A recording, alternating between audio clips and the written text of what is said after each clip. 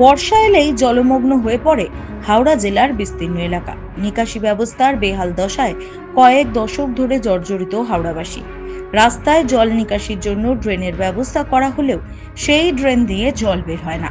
সামান্য বৃষ্টিতেই কোমর জল জমে হাওড়া জেলার বিভিন্ন জায়গায়। জেলার ডোমজুর বিধানসভার একাধিক এলাকা বর্ষার সময় জলের নিচে থাকে বললেই চলে। বেলুর সাপুইপাড়া বসুকাটি গ্রাম পঞ্চায়েতের অগ্রদূত চাঁদমারি, নিপেন্দ্রপল্লী, ঘোষপাড়া সহ একাধিক জায়গা দীর্ঘদিন ধরে নোংরা দুর্গন্ধযুক্ত জল জমে রয়েছে।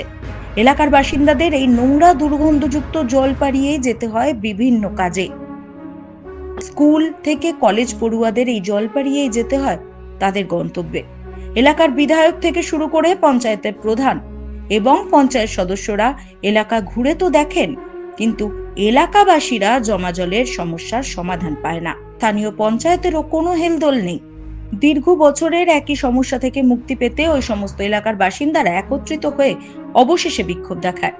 মুষলধারে বৃষ্টির মধ্যেই চলে এলাকার মানুষদের বিক্ষোভ। বেলুড়ের ষষ্ঠীতলার মোড়ে একত্রিত হয়ে বিক্ষোভ দেখায় স্থানীয়রা। কিছুক্ষণের জন্য পথ অবরোধ করেন স্থানীয় বাসিন্দারা। নিশ্চিন্দা থানার পুলিশ ঘটনাস্থলে এসে এলাকাবাসীদের সাথে কথা বললে এলাকাবাসীরা পথ অবরোধ তুলে নেন।